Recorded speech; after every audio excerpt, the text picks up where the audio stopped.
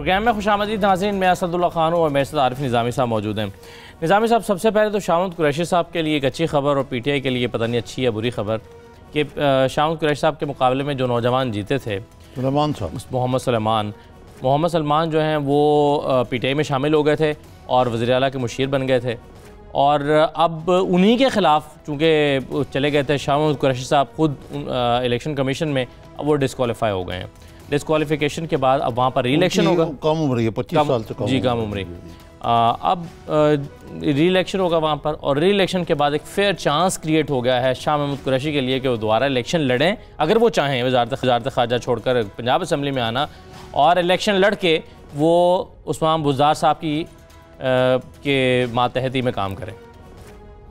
मातहती में? हाँ, मतलब वो ज़ाहिर है पंजाब का वज़ीर आला तो डिसाइड हो चुका है ना कि वो उस्मान बुज़दार साहब हैं। नहीं, इसमें ज़रा जो अल्टरनेट व्यू है वो भी ज़रा लेना। जब वो ये है कि ये सिर्फ सीट गर्म कर रहे हैं वज़ीर आला की उस्मान बुज़दार साहब, असल कैंडिडेट जो है वो कोई और है। और वो सहमुखी लड़ाई जो है वो दरूने खाना जो है सहमुखी, हाँ, यानी 3 pronged, ठीक है। एक तरफ है अलीम खान उम्मीदवार हैं, दूसरी तरफ जहांगीर तरीन उम्मीदवार थे, तीसरी तरफ शाह महमूद कुरैशी। और शाह महमूद कुरैशी ने जैसे ये बाय द वे हमने ये पहले भी ज़रा ये ब्रेक की थी स्टोरी कि शाह वहाँ पे वकील जो था, अगरचे ये शाह महमूद कुरैशी ने बराह रास्त जिस तरह नहीं की हुई, लेकिन जो वकील था वहाँ उनका था या मदई का, ये मैं श्योर नहीं, उसने कहा जी कि शाह महमूद कुरैशी जो हैं चीफ इलेक्शन कमीशन ने कहा कि अगर हम ये डिस्क्वालीफाई होते हैं बरखुरदार जो सुलेमान साहब या नहीं रहते हैं MPA, तो क्या कुरैशी साहब इलेक्शन लड़ेंगे यहाँ से? तो उन्होंने कहा हाँ जी वो यकीनन MLA की सीट छोड़ देंगे, ये वहाँ पे उन्होंने कहा।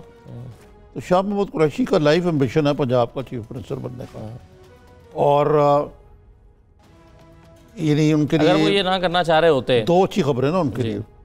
एक तो ये है कि ये सुलेमान साहब डिस्क्वालीफाई हो गए, उससे बड़ी खबर ये है कि जहांगीर तरीन साहब डिस्क्वालीफाई वेकेशन पे मोहर तस्दीक सबत हो गई। तो अब एक ही मुद्दे कबल रह गए हैं अलीम खान, उनके बारे में भी कोई अच्छी खबरें नहीं आ रही, कोई उन्होंने कोई मिस डिक्लेरेशन की, उस पर बात करते हैं। तो मतलब है कि शाह महमूद कुरैशी अब ऐसा ऐसा लग रहा है कि हॉट कैंडिडेट हैं, फ्रंट रनर हैं पंजाब की वजारत औलिया के लिए। तो देखना है कुरैशी साहब को वजारत ख़ारजा का चस्का कितना को है।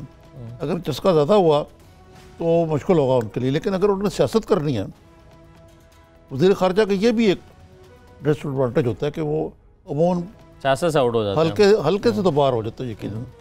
तो कुरैशी साहब के लिए तो खैर उनके बेटा भी हैं मौजूद, तो कुरैशी साहब के लिए शायद ये कंसिडरेशन ना हो, लेकिन जो एम्बिशन है वो तो अपनी जगह पे होता है। और अब ये आइंदा आने वाले दिन बताएंगे कि कुरैशी साहब वाकई अगर कौमी असम्बली की नशिस्त से दस्तरबार हो जाते हैं मुय्यना मुद्दत के अंदर, तो इसका मतलब ये होगा कि कुरैशी साहब जो हैं वो वज़ारत औलिया के उम्मीदवार हैं। अच्छा, लेकिन निज़ामी साहब इसको जज करना इतना मुश्किल नहीं है, आप कह रहे हैं कि भी देखना होगा। अगर वज़ारत आला की वो में दिलचस्पी ना रख रहे होते शाह महमूद कुरैशी साहब, तो अपनी ही पार्टी में शामिल हो जाने वाले जो MPA हैं उनकी डिस्क्वालिफिकेशन के लिए फिर उनको जाना ही नहीं चाहिए था, या उससे वो दस्तबरदार हो जाते। अगर वो उसको परसू कर रहे हैं बावजूद इसके कि वो सलमान साहब उनके मुकद्दम जीत के न सिर्फ शामिल हो चुके हैं बल्कि वो कैबिनेट में आ चुके हैं पंजाब में, अब एक तरह से मुशीर बन के कैबिनेट में आ गए, तो अब ऐसे शख्स के खिलाफ वो थे मुसलसल उसको पैरवी कर रहे थे, तो इसका मतलब तो यही हुआ कि वो ख्वाहिशमंद तो हैं वज़ारत आला।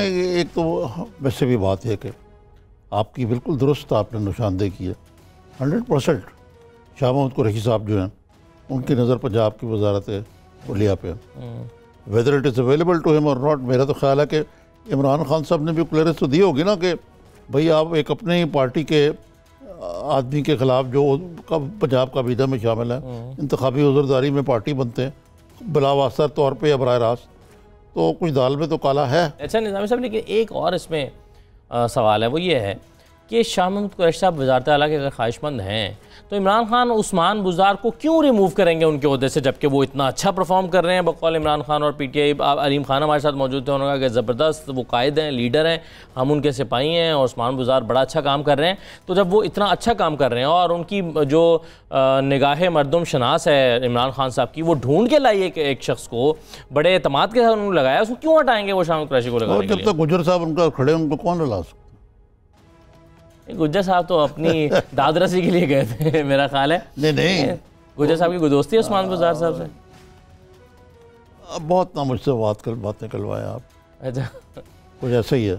अच्छा, एक और मसला भी है, अलीम खान साहब जो हैं उनसे हमने उस दिन बात की तो दबे लफ्ज़ों में उन्होंने ज़ाहिर है कहा नहीं, वो कह नहीं सकते, लेकिन हम अखज़ यही कर रहे थे उनकी बातों से कि वो नहीं चाहते कि शाह महमूद कुरैशी साहब यहाँ पर आएँ, क्योंकि मेरा ख्याल है अलीम खान ग्रुप से ताल्लुक़ रखते हैं, जहांगीर तरीन ग्रुप से ताल्लुक़ रखते हैं अलीम खान। नहीं, वो आपकी बात ठीक है, लेकिन उन्होंने जहांगीर तरीन की जो डबल लिए उस पर कोई इतने अफसोस का इज़हार नहीं किया था, ये भी आपने नोट किया होगा, जिसमें उन्होंने कहा था कि ये तो कानून की अमलदारी है, हम क्या कर सकते हैं। मतलब है कि कहने का ये है कि वो ना अलीम खान को चाहते हैं क्या है, ना शाह महमूद कुरैशी को चाहते हैं क्या है। सियासत में जो गेम होती है ना एक दूसरे को छुरा घोंपने की, उसमें कोई चीज़ मुस्तकिल नहीं होती, ना दोस्ती मुस्तकिल होती है, ना दुश्मनी।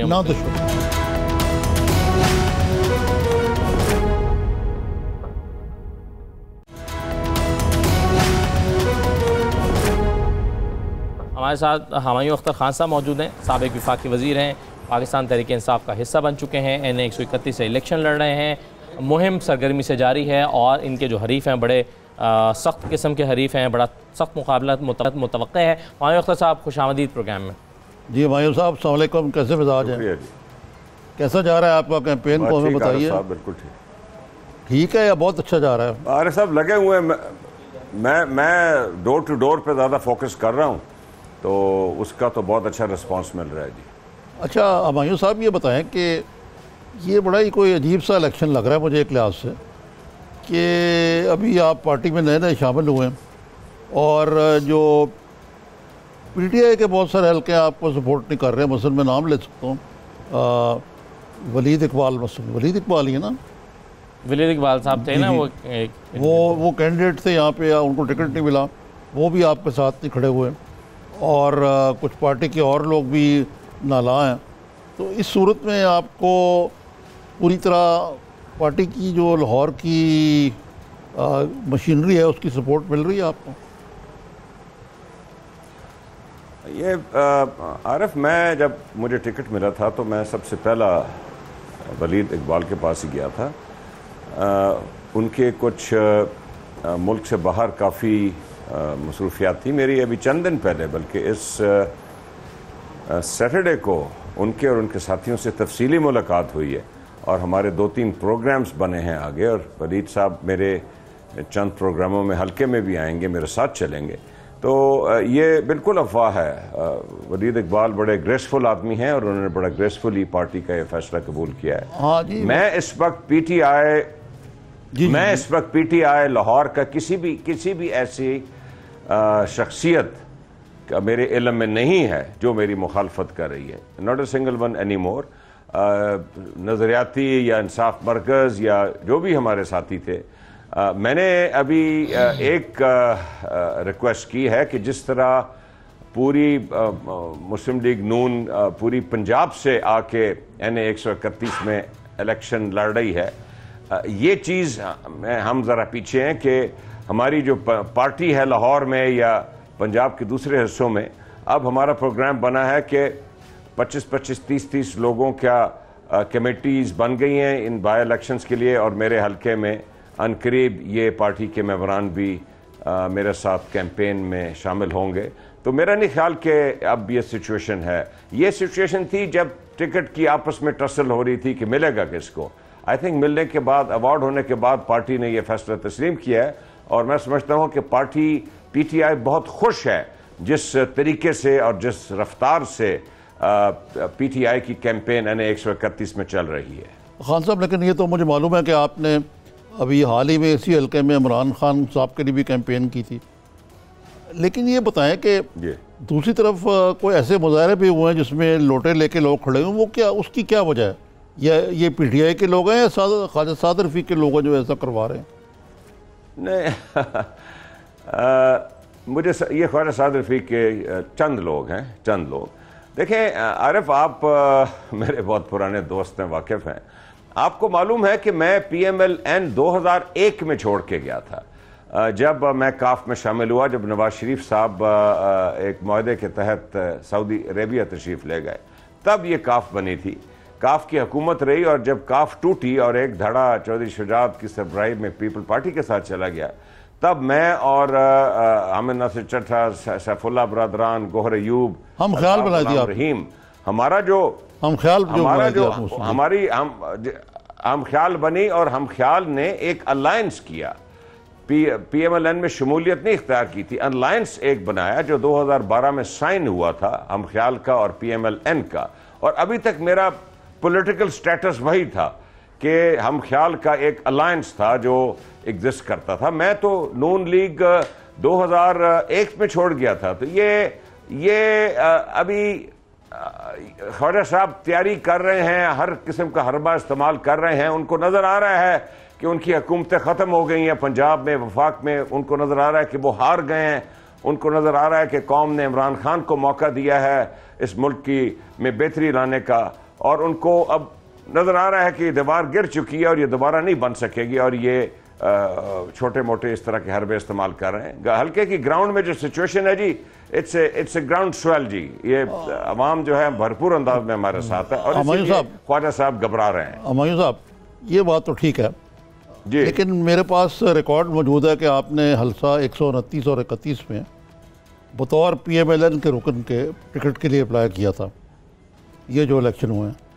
और साद रफीक साहब ने ट्वीट किया है, दावा किया। साद रफीक ने ट्वीट किया, मेरी अपनी इंफॉर्मेशन शाद रफीक साहब के थ्रू है, लेकिन फिर उन्होंने किसी ने मुझे उसका अक्स भी भेज दिया जो आपने अप्लाई किया था। तो वो किस हैसियत में किया था? क्योंकि बाकी लोग तो कोई भी PMLN में नहीं जिनका आपने नाम लिया ना। मैंने, देखिए, मैंने अपने इस पूरे हलके के मशवरे से अप्लाई किया था, मशवरा, ओके। और आपको पता है कि ये अलायंस फॉर्मली कभी ख़त्म नहीं हुआ था। ये जो मैंने जिक्र किया है 2012 का अलायंस, उसके नाते मैं खामोश बैठा रहा। और जब टाइम आया और मैंने एक पॉलिटिकल मूव करनी थी, मेरे से PTI का और इमरान खान साहब का भी राब्ता था कि मैं उनकी पार्टी में आऊं, और उस सिलसिले में इस अलायंस के तहत मैंने ज़रूर अप्लाई किया था। मैंने कब डिनाई किया कि मैंने अप्लाई नहीं किया था? मैंने तो अपने हल्के के NA 131 के सारे साथियों को बुला के उनसे मशवरा करके अप्लाई किया। मैंने कोई सीक्रेट तरीके से अप्लाई नहीं किया था।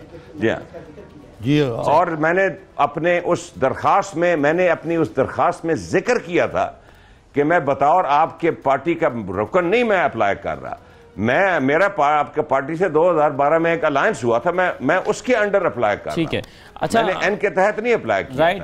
इसमें मैं आपसे गुजारिश करूं जी, मैं आप सवाल का जवाब तो पूरा सुनिए ना। इसके साथ साथ मेरा PTI से राब्ता था। मुझे PTI ने जनरल इलेक्शन में 124 का टिकट ऑफर किया था। मैंने वो कबूल नहीं किया क्योंकि मैं अपने हल्के से बाहर नहीं जाना चाहता था, और मैंने ये कबूल किया कि मैं इमरान खान की कैंपेन करूंगा और बाद में देखी जाएगी। एग्जैक्ट सिचुएशन ये है, इसमें आप मुझे कोई लोटा की बात बता दीजिए। सही है। अच्छा हुमायूं साहब, अब ये जो इलेक्शन है इसमें इमरान खान साहब का मुकाबला साद रफीक से हुआ जनरल इलेक्शन में, और आप जानते हैं कि चंद 100 वोटों से, महज चंद 100 वोटों से इमरान खान साहब जो हैं 700 वोट्स के करीब इमरान खान साहब जीत पाए। अब इसमें आपको ऐसा क्या लगता है कि अब क्यों फेवरेबल कंडीशंस हो गई हैं कि आप इमरान खान से ज़्यादा वोट ले सकते हैं साद रफीक के मुकाबले में? साद रफीक की जड़ें भी इस हल्के में बड़ी मजबूत हैं, तो आप इमरान खान से ज़्यादा वोट लेकर साद रफीक को हरा सकते हैं। आपको ऐसा किन बुनियादों पर लग रहा है? मेरी जड़ें इस हल्के में साद रफीक से ज़्यादा मजबूत हैं, क्योंकि 25 साल पहले इस हल्के से पीपल पार्टी का बुर्ज मैंने ही गिराया था, साद रफीक ने नहीं गिराया था। मुस्लिम लीग का जो पौधा है वो मेरा ही लगाया हुआ है। साद रफीक तो पक्की पकाई खीर खाता रहा है पिछले 10 साल। दूसरी ये बात है कि इनकी हुकूमतें ख़त्म हो गई हैं पंजाब में भी और वफाक में भी, और अवाम को बहुत अच्छी तरह इस चीज़ का इल्म है कि साद रफीक साहब अगर वोट उनको मिल भी जाए तो इस हल्के में जो उन्होंने 10 साल भी थोड़े बहुत काम किए हैं वो भी नहीं कर सकेंगे। इसलिए मैं समझता हूं कि इसमें हम अच्छी लीड से अब ये इलेक्शन जीतेंगे। हुमायूं साहब, मैं वैसे कच बहसी नहीं करना चाहता। साद रफीक साहब वाकई अगर उन्होंने इतनी झुर्रू फेरा था तो फिर आपने पीटीआई की हुकूमत ने इस हल्के को क्यों नहीं खोलने दिया ताकि रिकाउंट हो जाता? ये नौबत ही ना आती इलेक्शन की। वो तो साद रफीक साहब कहते हैं कि रिकाउंट होता तो मैं जीतता था, इसलिए इन्होंने नहीं होने दिया। देखिए आरिफ नज़ामी साहब, ये रिकाउंट स्टॉप एक टेक्निकल मसले पे हुआ था। वो टेक्निकल मसला ये होता है कि जब तक कंसोलिडेशन ना हो तो आरओ के हाथ में मामलात होते हैं रिकाउंट के। आरओ जब कंसोलिडेटेड रिजल्ट भेज देता है तो ईसीपी के हाथ में ये मामलात होते हैं और उसके बाद ट्रिब्यूनल में मामला जाता है। ये जो सिलसिला शुरू हुआ था लाहौर हाई कोर्ट में रिकाउंट्स का, इस पे सुप्रीम कोर्ट सिर्फ साद रफीक के हल्के का नहीं था, वो 23 हल्के और थे।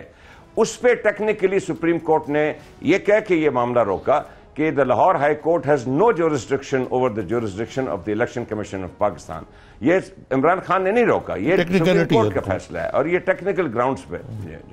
ठीक है, सही है। हमारे साहब एक मुख्तसर ब्रेक ले रहे हैं प्रोग्राम में। ब्रेक के बाद वापस सवालात आपके सामने मजीद रखते हैं। नाज़रीन हमारे साथ रहिए।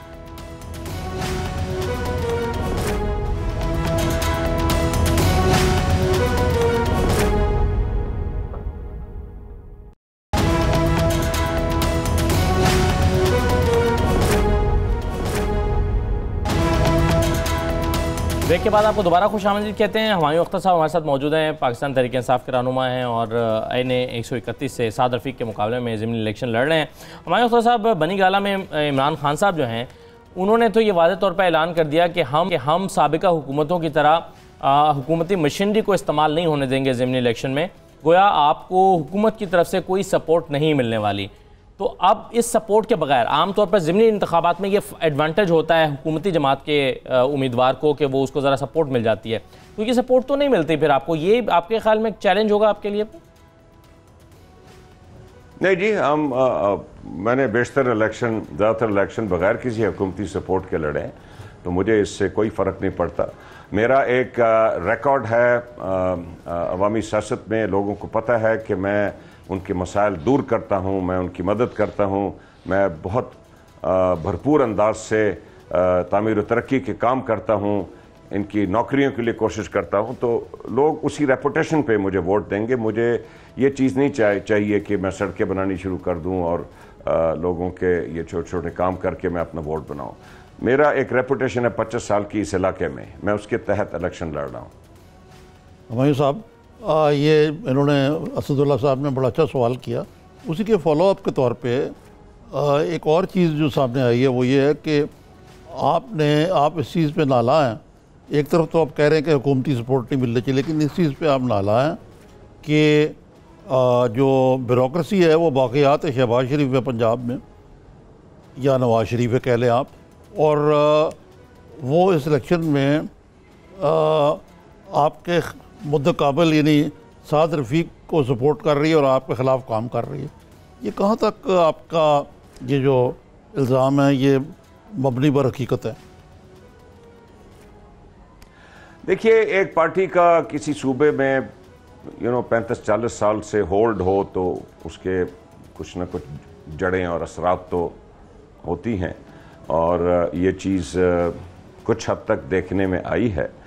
लेकिन कोई ऐसी थ्रेटनिंग चीज़ नहीं। इसका नोटिस लिया जा रहा है कि हम ब्यूरोक्रेसी को न्यूट्रल रखना चाहते हैं और उनको विदाउट पॉलिटिकल इन्फ्लुएंस काम कराना उनसे चाहते हैं, लेकिन हम ये भी नहीं चाहते कि वो हमारे मुखालफिन की मदद करनी शुरू कर दे। तो इस बात का नोटिस लिया जा रहा है और इसका जल्द इसको कंट्रोल कर लिया गया है। हाँ, मैंने जाके पूरी पार्टी के सामने ये ज़रूर कहा है कि ये जो ब्यूरोक्रेसी आपको तरह तरह की समरीज ला रही है महंगाई करने के लिए, जिसमें बिजली की कीमतों में इजाफा, गैस की कीमतों में इजाफा और तेल की कीमतों में इजाफा है, मैंने ये कहा है कि ये चीज़ बहुत सोच समझ के हमें करनी चाहिए। इससे बड़ा बुरा असर पड़ता है अवाम में, और मैं समझता हूँ कि इस चीज़ को पार्टी ने कबूल किया है और इस एक्शन को रोका है जिससे महंगाई पैदा हो रही है। तो ये जो एक तरफ तो आप कह रहे हैं कि जी ये बिल्कुल इससे फ़र्क नहीं पड़ता। दूसरी तरफ आप, ये तो हुकूमती पॉलिसी है ना हमैया अख्तर साहब, आप तो माशाल्लाह आप you have a think tank जिसमें आप इकॉनमी का जायज़ा लेते रहते हैं। जो इकॉनमी का भुरकस निकला हुआ, चाहे साबका हुकूमत की वजह से निकला हो, जुर्माना तो मौजूदा हुकूमत को अदा करना ना, चाहे वो तेल की कीमतें हों जो दुनिया में बढ़ रही हैं, वो आज अब उन्होंने एक और चीज़ की है कि उन्होंने जो इंटरेस्ट रेट है वो 1% बढ़ा दिया। तो ये चीज़ें, और बाकी बिजली या गैस की कीमतें बढ़ाना, तो ये तो ऐसी चीज़ें जो कि कोई आपके ख़िलाफ़ तो नहीं ना, खाली ये तो एक पूरी हुकूमत की जो PTI को इम्पैक्ट करेगी ये सिचुएशन इस बाई इलेक्शन में, करेगी आपके ख्याल से? मैं ये समझता हूँ जी कि आरिफ, इसमें आपने दुरुस्त कहा, मेरा थिंक टैंक है और मैं काफ़ी इसमें तफसील से जायज़ा लेता हूँ economic policy amongst other things, और मेरी नज़र में इसके ज़राए और भी हैं, और मैं समझ रहा हूँ कि ये जो पब्लिक सेक्टर डेवलपमेंट प्रोग्राम की कटिंग और ये जो कीमतों में इजाफे, और आई थिंक काफ़ी प्रीमेच्योरली स्टेट बैंक ने इंटरेस्ट रेट बढ़ाया है, कम से कम मेरा अगर मशवरा शामिल होगा किसी स्टेज पे इन चीज़ों में पार्टी के सतह पे, तो मेरे पास इन चीज़ों के मुख्तलिफ हाल हैं। हमैया अख्तर साहब, एक बड़ी अच्छी डेवलपमेंट है आपके लिए भी कि शाह मोहम्मद कुरैशी साहब का जो मद्द कामल थे, वो उनको जो पंजाब में हराया था जिन्होंने पंजाब असेंबली में, मुस्तफ़ा साहब नाम है उनका, सलमान जी, सलमान, वो आज उनको डिस्क्वालीफाई कर दिया। इसका मतलब है कुरैशी साहब शायद कौमी असेंबली की नशस्त छोड़ के दस्तबरदार होकर इधर सूबाई असेंबली की लड़ाई। ये पहले अगर आपने लड़ना है आपने, तो आपको वजारत से भी इस्तीफा देना पड़ेगा, नेशनल असेंबली से भी इस्तीफा देना पड़ेगा ना। तो वो आपके लिए इस लिहाज से अच्छी खबर है कि अगर आप, अल्लाह भी आपको कामयाब करे, हो सकता है आप पाकिस्तान के नए वज़ीर ख़ारिजा हों, कोई ना कोई होता तो आप समझते। आरिफ साहब, मैं पहले इलेक्शन जीत लूँ, मैं जीत लूँ। मैं आपको वाज़े तौर पे ये कहना चाहता हूँ कि मैंने इमरान खान साहब के पास जाके बग़ैर किसी शर्त के शमूलियत की थी। मैंने ना उनसे कोई सीट मांगी थी, बल्कि उन्होंने मुझे 124 की जब सीट दी थी तो मैंने कहा था कि जी आप कोई फ़र्क नहीं पड़ता, मैं आपके लिए कैंपेन करूँगा, ये मेरा हल्का नहीं है। मैंने उनसे ना वजारत मांगी है। को मालूम ही है जी, आप मेरे इतने पुराने दोस्त और साथी हैं, बड़ी दफ़ा अल्लाह ताला ने वजारतें दी हैं, बड़ी दफ़ा पार्लियामेंट गए हैं, तो मेरे लिए ये चीज़ें बिल्कुल अहम नहीं हैं। हाँ, मैं एक सियासी आदमी हूँ और मेरी हल्के की सियासत है, ना मैं कभी सेनेटर बनना चाहता हूँ, ना मैं एडवाइज़र बनना चाहता हूँ, हल्के की सियासत में करना चाहता हूँ। और मैं मशकूर हूँ इमरान खान साहब का और पार्टी का कि उन्होंने मुझे पे इतना एतमाद किया है और ये बाई इलेक्शन की सीट दी है। अल्लाह ताला इसमें कामयाबी दे। बहुत बड़ी जिम्मेवारी है जी, प्राइम मिनिस्टर की और पार्टी चेयरमैन की छोड़ी हुई सीट है, और ये जिम्मेवारी मेरे और मेरे साथियों के कंधे पे है। इंशाअल्लाह ताला हम ये सीट उन्हें जीत के देंगे और फिर देखें खुदा क्या करता है। ये एक और चीज़ जो है, साद रफ़ीक साहब मुसलसल एक कैंपेन चला रहे हैं आपके खिलाफ कि जी कल तक आप PMLN में थे, अब आप PTI में चले गए। आपके जो भाई हैं हारून अख्तर साहब, वो PMLN के सेनेटर हैं, और वो बजाय मेरी कैंपेन करने के वो अपने बरादर खुर्द की कैंपेन कर रहे हैं, या आपसे छोटे हैं बल्कि वो अपने बड़े भाई की कैंपेन कर रहे हैं। तो ये कहाँ तक ये इल्ज़ाम सदाकत पर मबनी? क्योंकि हारून अख्तर साहब तो बड़ा करेक्ट आदमी है, असूली आदमी हैं, वो ऐसा तो नहीं कर सकते कि PMLN के कैंडिडेट को छोड़ के आपको खुल के सपोर्ट करें। लेकिन ज़ाहिर है blood is thicker than water, ये भी बात है। दूसरी तरफ आरिफ, हारून खान साहब बहुत उनके इकरार के बाद, इसरार के बाद इन्होंने 2015 में बतौर special assistant with status of minister of state Noon की हुकूमत ज्वाइन की थी। आपको पता है कि उनकी एक्सपर्टीज़ बहुत है, वो बड़े पढ़े लिखे आदमी हैं और अच्छे बिजनेसमैन हैं। और मैं समझता हूँ कि उन्होंने पाकिस्तान की जो पॉलिसीज़ हैं FPR की और रेवेन्यू की, उसमें बड़ी पेशरफ्त की, और आखिर में आके 2018 के शुरू में हारून खान को PMLN के सेनेट का टिकट दिया गया। जी। हारून साहब एक दिन के लिए भी किसी स्टेज पे नहीं आए। वो PMLN के सेनेटर हैं इस वक्त, लेकिन वो मेरे भाई ज़रूर हैं, तो मेरा ख्याल अगर वो मुझे घर बैठ के मशवरा दे दें तो उस पर तो कोई रिस्ट्रिक्शन नहीं है, लेकिन वो मैदान में मेरी कैंपेन नहीं कर रहे। ये सादिक रफ़ीक हमेशा की तरह डिसइंफॉर्मेशन फैला रहे हैं। चलें, अब आखिरी सवाल सर आपसे मेरी जानिब से, आपकी मौजूदगी का फ़ायदा उठाते हुए मैं जानना ये चाह रहा था कि इस वक्त जो सबसे बड़ा चैलेंज दरपेश है शायद नई हुकूमत को, वो इकनॉमिक जो महाज है उसी दरपेश है, और अभी तक हुकूमत को समझ नहीं आ रही वो IMF में जाएं नहीं जाएं, कहाँ से हेल्प लें और कब जाएं। तो आपके ख्याल में क्या हुकूमत के लिए IMF में जाना नागुज़ीर है या उससे बचा जा सकता है? आपका इंटरेस्ट भी है इस सब्जेक्ट पर, आप क्या समझते हैं कि कितना बड़ा चैलेंज है इस वक्त, और क्या सबसे बड़ा चैलेंज यही है? मेरे जो थिंक टैंक है उसमें एक पूरी इकोनॉमिक पॉलिसी हम हर वक्त तैयार रखते हैं, ग्रोथ पॉलिसी, और मैंने वो पॉलिसी इमरान खान साहब को पेश की थी। ये 52 सफ़ों का डॉक्यूमेंट है, उसमें एक पूरा रोड मैप है जी। तो पिछले हकीकत ये है कि पिछले 3-4 हफ्तों से तो मुझे रियली मौका ही नहीं मिला कि मैं तफसील से किसी चीज़ का भी जायज़ा ले सकूं कि क्या हो रहा है क्या नहीं हो रहा। तो इस पे आपसे गुफ्तगू करेंगे इंशाल्लाह इलेक्शनों के बाद कि क्या सही लाया अमल है हुकूमत के लिए ऑन द इकनॉमिक फ्रंट।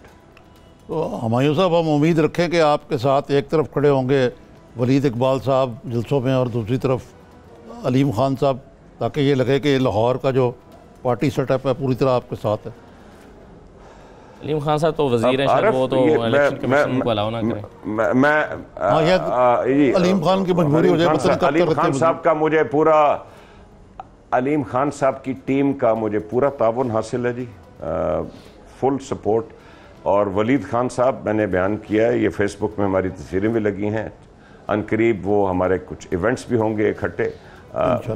मुकम्मल तौर पे वलीद और उनके साथी मेरे साथ चलेंगे और चल रहे हैं। सही, बहुत शुक्रिया हमारे शिरकत करने के लिए। अच्छा, एक तो ये मुकाबला हरगिज़ आसान तो नहीं है निज़ामी साहब, ये तो है। सादिक रफ़ीक साहब ने आखिर वो मुसलसल यहाँ से बार बार जीत रहे हैं। 2002 में मुशर्रफ के दौर में भी वो यहाँ से जीत गए थे, और उसके बाद 2008 का जो इंतखाब हुआ था उसमें हुमायूं अख्तर साहब के सिर्फ 13,000 वोट गालिबन आए थे, और काफ़ी अर्से से वो जीते नहीं हुए या करीब नहीं गए जीतने वाले। तो मुश्किल तो है, लेकिन PTI चूँकि अब PTI का टिकट है तो इस वजह से शायद इनको और हेल्प मिल जाएगी। लेकिन हुमायूं साहब ने खुद भी एक नेगेटिव पॉइंट तो बता दिया ना कि जो महंगाई का एक नया रेला नई हुकूमत के आने से आता है, ये इनके लिए ज़रा मुश्किलात पैदा करेगा ज़रूर। फिर ये नवाज शरीफ साहब का बाहर आना, बाहर से मुराद है जेल से बाहर आना, इसका भी थोड़ा सा PMLN के वर्कर्स को साइकोलॉजिकल बूस्ट तो मिला ना, तो ये चीज़ें इनके लिए मुश्किल होगी। और तीसरे आपने खुद ही कह दिया कि सादिक रफ़ीक के जो मर्जी कहें is no walk over. Exactly, ठीक है ना। तो ये एक घमसान का रन तो पड़ेगा यहाँ। दिलचस्प मुकाबला देखने को मिलेगा। चलें, एक मुख्तसर ब्रेक ले लेते हैं। ब्रेक वापस आके एक तो अलीम खान साहब की हम बात कर रहे थे कि क्या उनके ख़िलाफ़ जो कार्रवाई होगी उसके नतीजे में उनके भी सियासी तौर पर मुश्किलात का सामना उनको करना पड़ सकता है। और फिर देखेंगे जो स्पीच की थी शाह महमूद कुरैशी साहब ने, और जो सऊदी अरब से की तरफ से एक ठंडी हवा का झोंका आने की तवक्को है, और CPEC, इन तमाम चीज़ों पर बात करते हैं एक मुख्तसर ब्रेक के बाद।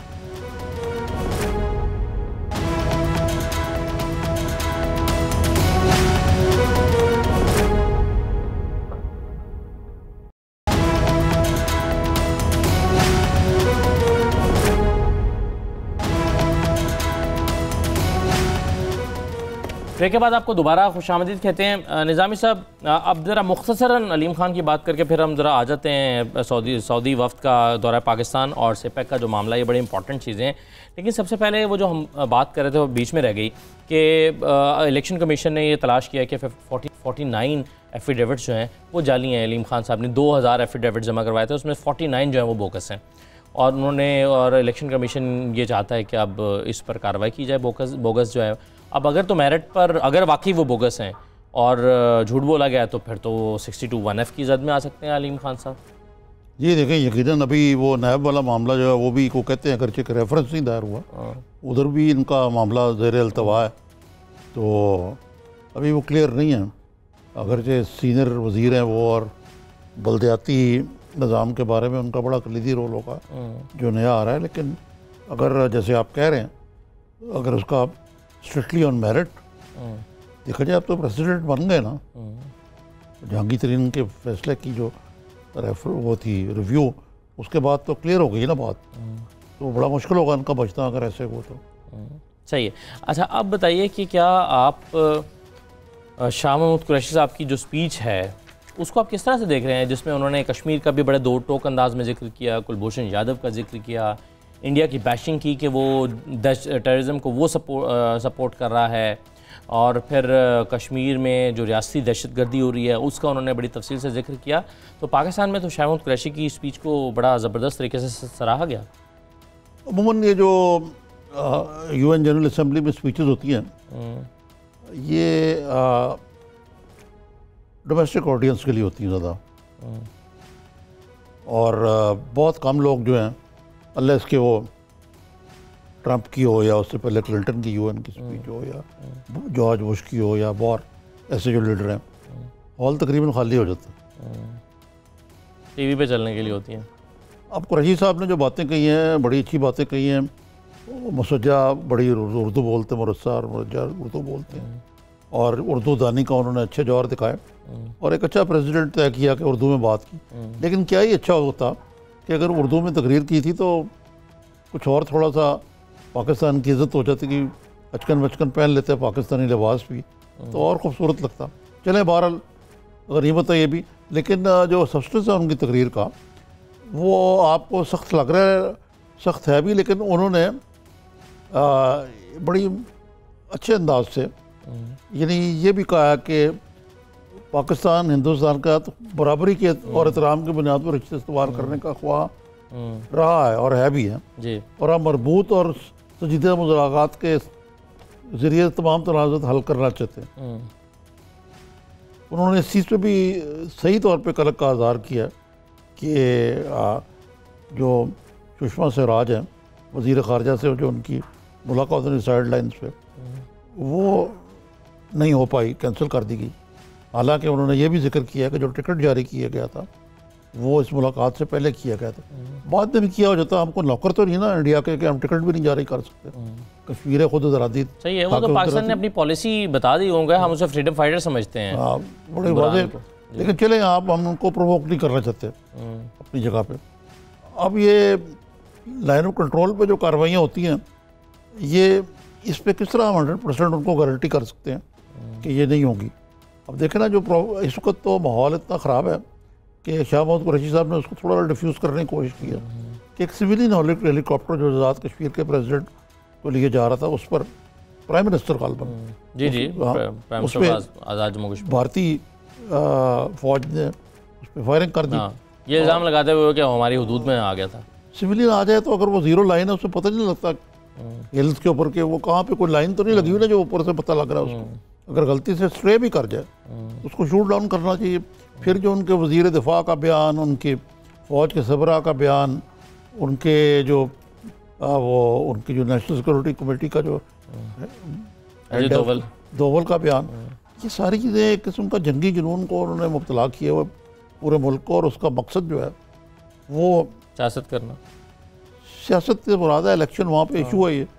तो ये मेरा ख्याल है हमें उनसे भारत से मुज़ाकरात की भीख नहीं मांगनी चाहिए, क्योंकि मुज़ाकरात नहीं होंगे। देखिए ना, वो सुषमा स्वराज जो है वो उठ के चली गई वहाँ से, सार्क की जो मीटिंग थी उससे। कोई लाल रेड रैक तो नहीं ना हमको तो बोल जी कि जी आप मीटिंग से उठ के चले गए। तो ये तो ही रवेज रवैया उनका, को बड़ी ताकत है, नशे से भी सरचार है। लेकिन हम भी कोई इतने बेतुस्तपा नहीं हैं जैसे कि हमारी अक्सर फ़ौज की तरफ से जो रिएक्शन है उसमें कहा गया कि हम पीस चाहते हैं, बट इसका मतलब नहीं कि हम अपने कोई दफा से गाफिल है। ये होगी पाकिस्तान और भारत के दरमियान जो तजारत का पाकिस्तान बहुत कीन है, राहदारी के लिए भी पाकिस्तान जो है वो तैयार था। चीन भी मशवरा देता है कि आप करें, लेकिन भारत जो इस वक्त इलेक्शन के लिए जंगी जुनून में मुब्तला है। और फिर वो कहना कि जी हम आपको अच्छी खबर देंगे, ये उनके कहा ना उन्होंने कि फ़ौज के सरबराह ने गालबन कहा कि आपको बहुत कुछ हुआ है, आपको अच्छी खबर देंगे। और वो जिसको हम मानते ही नहीं हैं कि वो जो उन्होंने जी क्या सर्जिकल स्ट्राइक उसकी सालगिरह बनाई जा रही हैं, सालगिरह बनाई जा रही हैं, वो सिलेबस में पढ़ाया जा रहा है, स्कूलों में उसके दिए जा रहे हैं। अव्वल तो जाहिर है वो हम उसको झूठ मानते हैं। हैरान होता हूँ मैं कि सारा कुछ होता है, ये हमारे लिबरल हजरात जो हैं, ख़वातीन हजरात, ये फिर भी पाकिस्तानी हुकूमत को मतून करते हैं कि जी ये देखें जी ये वहाँ घुसपैठियाँ भेज देते हैं और ये करते हैं और वो करते हैं, सारा कुछ हम कर रहे हैं। वो बात से तो मैं मिलता हूँ, वो हक्कानी नेटवर्क को भी हम कर रहे हैं, अमेरिका भी उनकी उस सदा में शामिल होता है। बड़ी अफसोसनाक किस्म की सूरत हाल है कि जिस तरह इंडिया में क्रिटिसिज्म जरूर होता है उनकी फॉरेन पॉलिसी में, पर इस तरह का इल इन्फॉर्म नहीं होता जिस तरह यहाँ पे होता है। सही है। अच्छा, अब निज़ामी साहब, एक आला सतह का सऊदी वफ़द जो है वो पाकिस्तान पहुँच गया और अहम मुआहदों पर दस्तखत जो हैं वो मुतवक्के हैं, और अब पाकिस्तान की जानिब से सऊदी अरब को LNG में शराकत दारी की दावत दिए जाने का इम्कान है। दासूद या आमिर भाषा डैम में सरमायाकारी करें, ये उनको इनवाइट पाकिस्तान कर रहा है, और तेल का जो मामला है, तो आप किस तरह से ये उस के वो जो पाकिस्तानी प्राइम मिनिस्टर ने दौरा किया है सऊदी अरब का, ये उसके उस नतीजे में ये मुआहदे होने जा रहे हैं? देखें, बात यह है कि दो तीन चीज़ें, एक तो जो उन्होंने जिक्र किया है, एक है पाकिस्तान की रेलवे लाइन कराची से लेकर पेशावर को अपग्रेड करने का, ये CPEC का पेट प्रोजेक्ट है, ये वन बेल्ट वन रोड का, इसको हम फाइनेंस नहीं कर पा रहे, ठीक है, और ये मुखर कर रहे हैं हम CPEC के तहत, वो सऊदी अरब से फाइनेंसिंग मांग रहे हैं हम। लेकिन इस सड़क की, ये हाईवे जो है, इसकी बड़ी स्ट्रेटेजिक इम्प्लीकेशन है। स्ट्रेटेजिक इम्प्लीकेशन ये है इसकी कि एक तरफ तो जो अगर ये सड़क जो है चीन को एक रास्ता देगी कराची तक भी, उधर से ग्वादर को कनेक्ट करेगी, दूसरे अफगानिस्तान के लिए इसकी बड़ी अहमियत है जी। अब ये सारी चीज़ों को देखते हुए अब Pakistan is unable to finance it, लेकिन मुझे ज़रा अभी भी ख्याल है कि सऊदी अरब शायद ना हमें इस तरह फाइनेंस करे, क्योंकि वो अमेरिका की नाराज़ी से। जी यकीन, बिल्कुल बिल्कुल। और अमेरिका, अब ये टाइमिंग बड़ी अजीब है, पाकिस्तान के लिए एक IMF को वफद आके बैठा हुआ है, अमरीकी वज़ीर ख़ारजा और जो नेशनल सिक्योरिटी एडवाइज़र हैं जॉन बोल्टन और पॉम्पे, उनसे मुलाकात शाह महमूद कुरैशी की वहाँ हो रही है। यानी एक किस्म का पाकिस्तान और भारत भी दबाव डाल रहा है, ये एक बहुत सख्त दबाव का शिकार है, और वो सारा मामला तान इससे टूट दिया कि CPEC से पाकिस्तान की तौबा कराई जाए, और इसमें कुछ हमारे के लिए जो चाहिए, ये मेरे नज़दीक, मेरी तजवीज़ आप समझ लें इसको जी, कि CPEC का मंसूबा जो है और चीन के साथ जो हमारा गहरा इक़्तिसादी और स्ट्रेटेजिक तल्लुक़ है, उसके पेश नज़र उसको कॉम्प्रोमाइज़ नहीं करना। नहीं, एक तो चीज़ है ना कॉम्प्रोमाइज़, एक ये तासर नहीं होना चाहिए कि हुकूमत बदल गई तो CPEC बदल गया, ये it should be beyond, right. इसके लिए खान साहब अगर मेरी बात मान लें तो जी, या PTA की हुकूमत, उनको चाहिए कि ऑपोजिशन के साथ बैठ के अक्रॉस द टेबल CPEC को डिस्कस करें, क्योंकि चीन ने यह भी कहा कि जी हम ऑन गोइंग मनसूबों के अलावा जो बाकी पेंडिंग मनसूबे हैं उनमें आप देख लें, आपकी कौमी मवाद के मुताबिक जो है करें, जो नहीं करना मैं ये कह रहा हूँ कि कंसेंसस ड्रिवन एक मीटिंग इनको ऑपोजिशन का, ताकि ये एक कौमी मनसूबे के तौर पे आगे चल सके। बिल्कुल ठीक है, बहुत शुक्रिया निज़ामी साहब प्रोग्राम में शिरकत करने के लिए। नाज़रीन, जाते जाते मैं सिर्फ ये कहना चाहूँगा कि आज हुमायूं अख्तर साहब ने हमारे प्रोग्राम में शिरकत की है और वो कैंपेन कर रहे हैं, तो उनके जो मद्दे मुकाबिल उम्मीदवार हैं साद रफ़ीक साहब, उनके लिए भी हमारा प्लेटफॉर्म हाजिर है और दावत देते हैं। हमारे प्रोड्यूसर ने काफ़ी कोशिश की लेकिन रब्ता नहीं हो पाया, तो अगर वो आना चाहें और समझें कि ये इस तरह से वो बैलेंस कर सकते हैं और हुमायूं साहब को फ़ायदा हुआ है शायद, तो साद रफ़ीक साहब के लिए भी हाजिर हैं, वो जब भी चाहें प्रोग्राम में शिरकत कर सकते हैं, हम उनसे फिर रब्ता कर लेंगे। बहुत शुक्रिया प्रोग्राम देखने के लिए, मुझे इजाज़त दीजिए, अल्लाह हाफ़िज़।